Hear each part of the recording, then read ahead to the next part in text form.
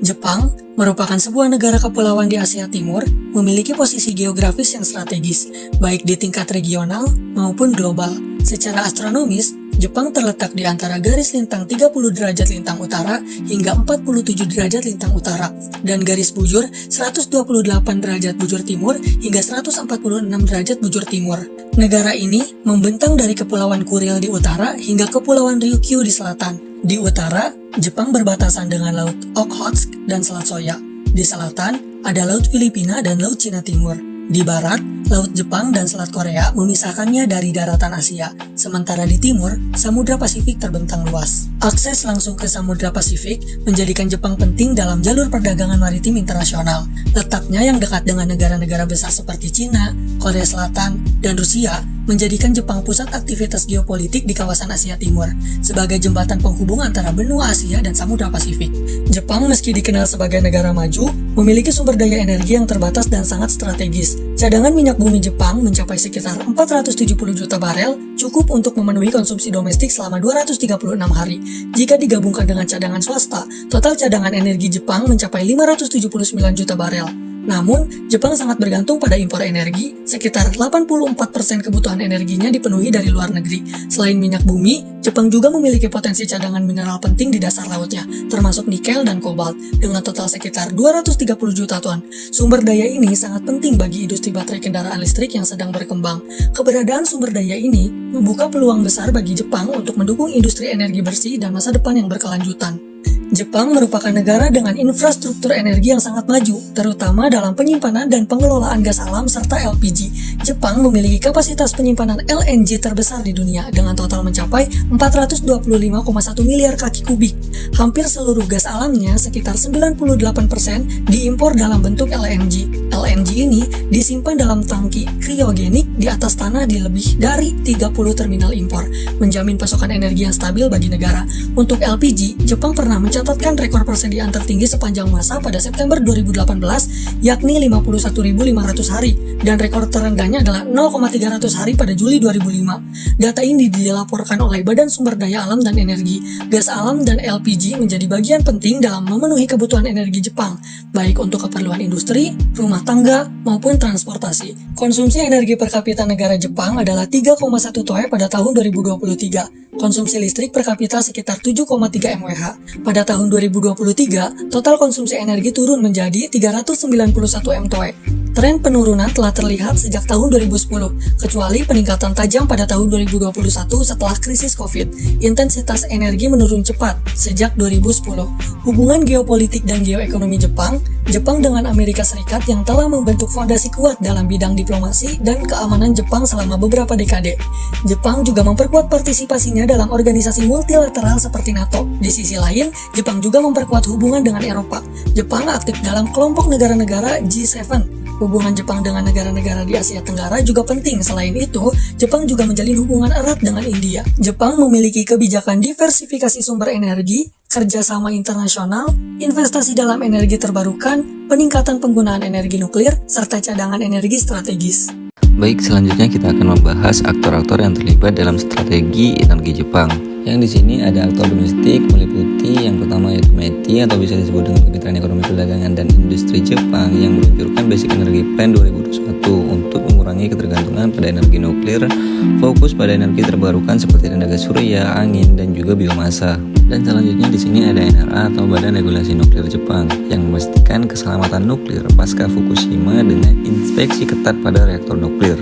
Dan di sini juga ada TEPCO atau Tokyo Electric Power Company yang bertanggung jawab untuk menangani dampak Fukushima, termasuk mendinginkan reaktor dengan air laut dan juga membangun proyek decommissioning jangka panjang.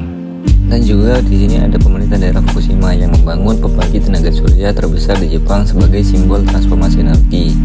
Dan juga di sini ada masyarakat sipil yang aktif mengadvokasi energi besar dan menantang pembuangan limbah radioaktif.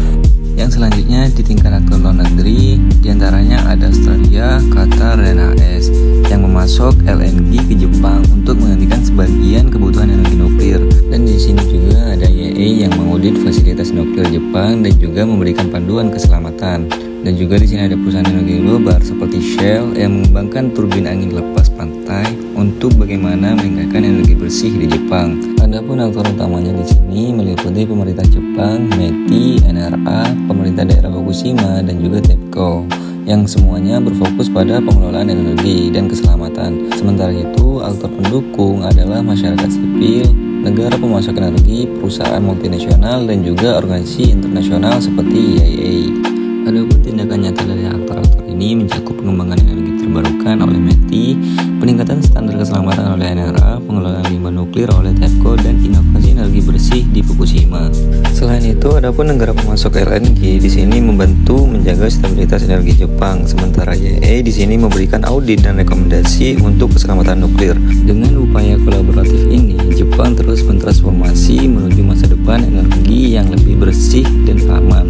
Jepang sebagai salah satu negara maju di dunia memiliki strategi ketahanan energi yang dipengaruhi oleh 3 dimensi utama, yaitu politik, sosial, dan ekonomi. Strategi ini dirancang untuk memastikan pasokan energi yang aman dan berkelanjutan di tengah tantangan global. Jepang sangat bergantung pada hubungan politik yang stabil dengan negara-negara penghasil energi, terutama kawasan Timur Tengah. Stabilitas politik di wilayah ini menjadi prioritas dalam kebijakan luar negeri. Untuk menjaga keberlanjutan pasokan energi, Jepang aktif membangun kerjasama bilateral dan multilateral, termasuk melalui organisasi internasional seperti International Energy Agency atau IEA. Selain itu, Jepang mengadopsi strategi diversifikasi baik dalam sumber energi seperti minyak, gas, batu bara, dan energi terbarukan, maupun dalam negara pemasok. Strategi ini membantu Jepang mengurangi risiko geopolitik dan mempererat hubungan dengan negara-negara pengekspor sumber daya alam. Masyarakat Jepang memiliki peran penting dalam membentuk strategi energi nasional. Sebagai negara yang sangat bergantung pada impor dan sumber daya alam, masyarakat mendorong pemerintah untuk mengutamakan energi yang aman dan ramah lingkungan, meskipun biayanya lebih tinggi.